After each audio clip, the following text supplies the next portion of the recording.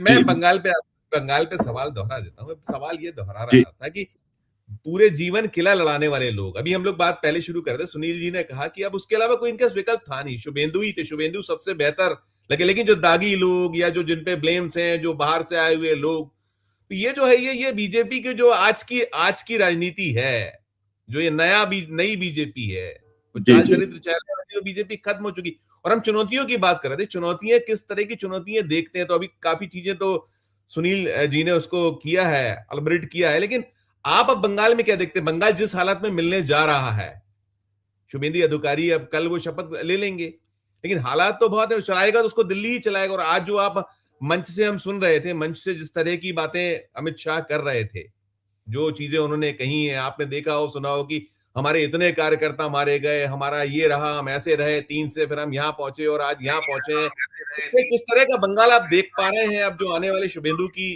अधिकारी की, जो आप वो संभालेंगे ये ताज? टिप्पणी।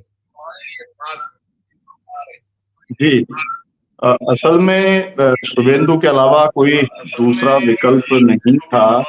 अ, एक मिनट, रेजोनेंस आ रहा है आपको, शायद बाकी सबका म्यूट करना पड़ेगा तब होगा।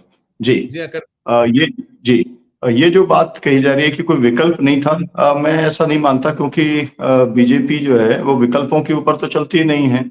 हम मेरे यहाँ तो मोहन यादव में आपने देख ही लिया कौन सा विकल्प था, वो खट्टर कौन से विकल्प थे, ये जो 5-5 बदले थे उत्तराखंड में, ये कौन से विकल्प थे। वो तो कोई विकल्प का मसला था नहीं। और शुभेंदु अधिकारी जो हैं उनकी तो जिसे कहते हैं पूंछ इतनी दबी हुई है कि मतलब वो बहुत ज्यादा कुछ गड़बड़ करने की स्थिति के अंदर भी वो नहीं थे, क्योंकि उन्होंने दुश्मनी बहुत पाल ली है। शुरुआत तो उन्होंने कांग्रेस से की, फिर टीएमसी में गए, फिर वो बीजेपी के अंदर गए। और उनका भी एक पूरा जो बैकग्राउंड जिस तरीके का रहा है, उसके अंदर बहुत सारे ऐसे जिसे कहते हैं कमजोर कड़ियां हैं कि जिसको कभी भी इस्तेमाल कर सकते हैं। तो इसलिए, लेकिन अभी उन्हें, मुझे लगता है कि शुभेंदु के अंदर जो बदले की आग जो धधक रही है, जिसके अंदर वो ये भी तक पहुंच जाते हैं कि बांग्लादेश के अंदर वैसा करना है कि जैसा इसराइल ने गाजा के अंदर किया, या जो है सिंगूर के अंदर जैसा भारत ने जैसा किया। तो वो जो इनका जो बदले की भावना है, और अब तो वो और भी ज्यादा आगे बढ़ गई है, क्योंकि जो है उनका जो खुद का उनका अपना पीएम मारा गया है, जिसको लेकर के आज तमाम सवाल जो है उठ के खड़े हो रहे हैं कि उनके 4 उनके निजी सहायक मारे जा चुके हैं। और लोग इसको जोड़ रहे हैं कि कैसे हरिंद पंड्या की हत्या हुई थी उसके साथ जोड़ करके देख रहे हैं। लेकिन कुल मिला करके मुझे ऐसा लगता है कि जिसे कहते हैं ना, लोहे से लोहे को काटना, तो पहले शुभेंदु को वहां से निकाला। वो उनका सबसे विश्वस्त आदमी था, सबसे पावरफुल व्यक्ति उनके पास में था। उन्होंने ही उसको जो है 2-2 बार सांसद बनवाया था। उसके पहले भी जो उनका बैकग्राउंड था, पूरी कांग्रेस से निकली थी टीएमसी, उनके जो पिताजी थे शिशिर अधिकारी, वो भी पावरफुल लीडर थे। तो वो पूरे इलाके के ऊपर एक उन्होंने एक खूंटा अपना गाड़ा, और अब उसी खूंटे के माध्यम से वो पूरे के पूरा टीएमसी का सफाया वो करना चाहते हैं।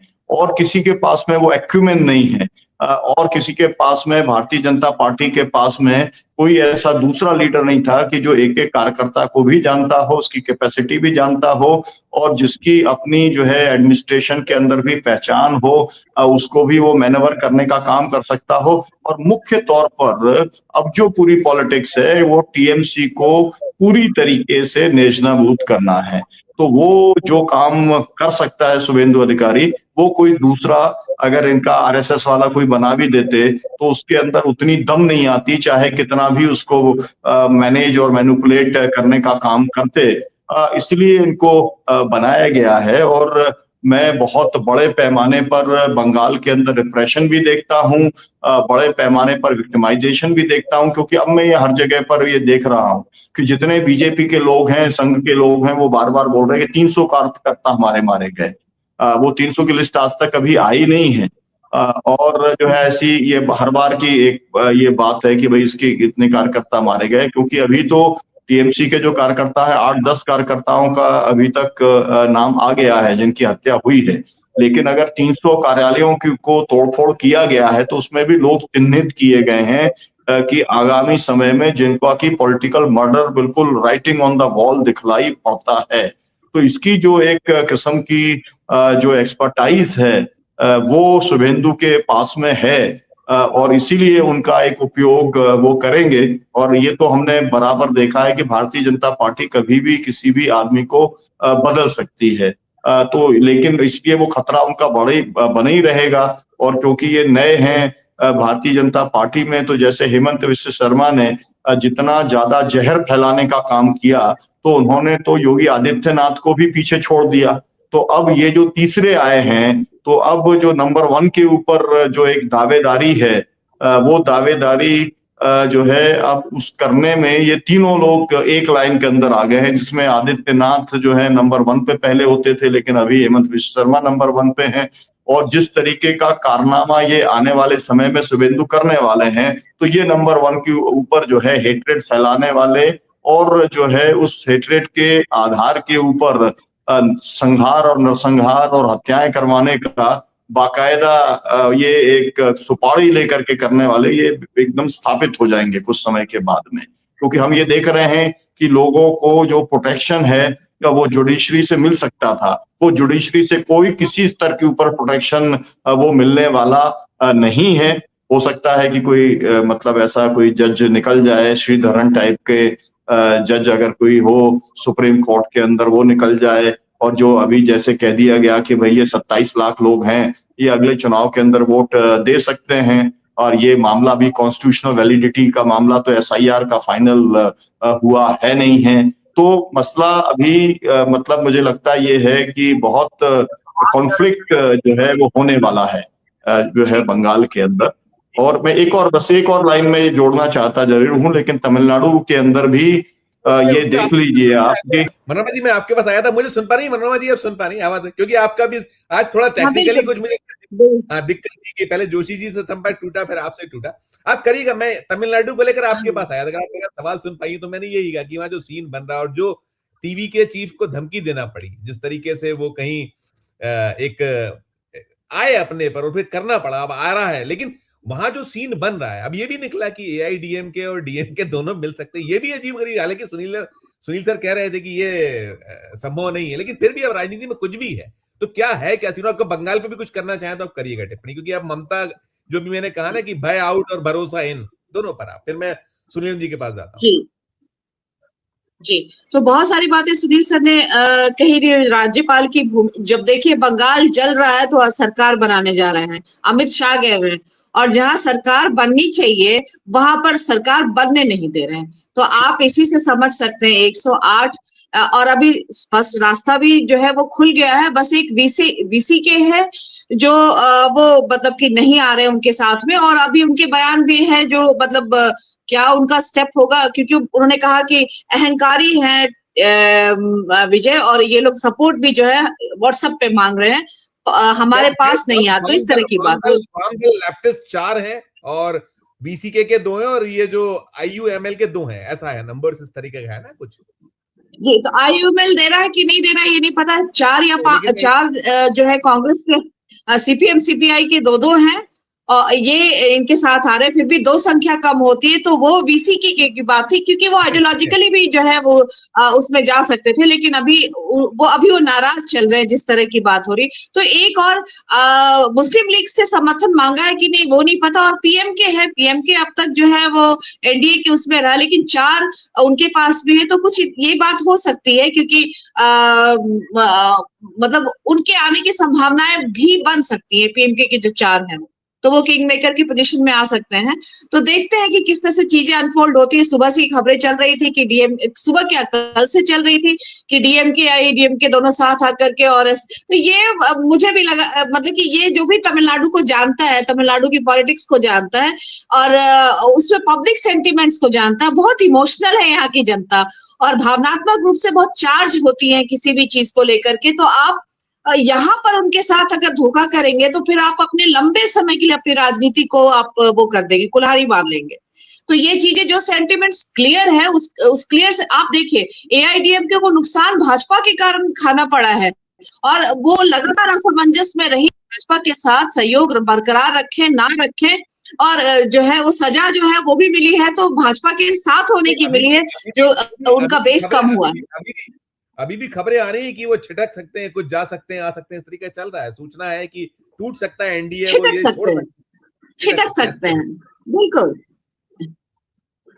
जी हाँ जी बिल्कुल, बिल्कुल। और अब तो स्टालिन की बात आ ही गई, वो तो वो कह ही रहे हैं अभी थोड़ी देर पहले भी उनका एक बयान है कि राज्यपाल क्यों नहीं जो है वो उनको साथ आने का निमंत्रण दे रहे हैं, तो ये चीजें भी साथ में आ ही रही हैं। और एक सेकेंड,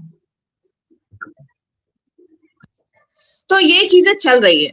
और तो मुझे नहीं लगता है कि जो ये जो स्थितियां बन रही है तमिलनाडु में, वो अगर ये लंबा खिंचता है तो ये लोगों के सेंटिमेंट्स को नाराज करना होगा, लोगों के सेंटिमेंट्स के अगेंस्ट में जाना होगा।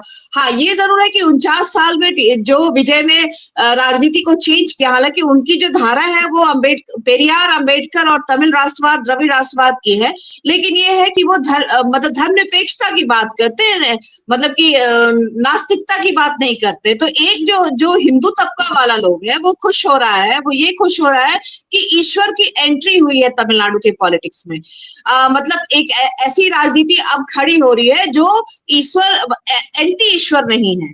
तो उन पर चर्च वर्च का भी लग रहा है। वो अगर आगे इस तरह की चीजें हो सकता है भाजपा इसको खड़ी करने की कोशिश करे। ये चुनौतियों में सबसे पहले की चुनौती होगी, जिसमें चर्च के साथ क्लोजनेस को, विजय के चर्च के साथ क्लोजनेस को फिर आउट ऑफ प्रोपोर्शन जो है तमिलनाडु में प्ले किया जाए।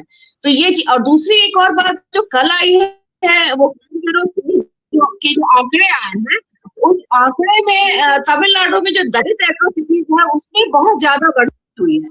उसमें 67% जो है वो, तो उसको भी जो है तमाम ये कि जो द्रविड़ राजनीति है, जो ओबीसी और ये तमाम सामाजिक न्याय की राजनीति, उसमें दलित जो है हाशिए पे रहे। और ये जो रिफ्लेक्शन है विजय की तरफ में, क्योंकि विजय मासिस के लीडर रहे हैं और एक तरह की वो फिल्में जिसमें वो कायाकल्प कर देते हैं एक अपनी हीरोइक छवि से, और वो सबसे निचले तबके के लोगों तक वो जो है पहुंचते हैं, उस तरह की चीजें थी। तो वो भी एक है, शायद वो जो एक मास जो है, जो जनता वहां पर नेग्लेक्टेड हुई थी, उनको यहाँ पर, हाँ, नहीं बिल्कुल, तो ये बिल्कुल, सारी चीजें हैं।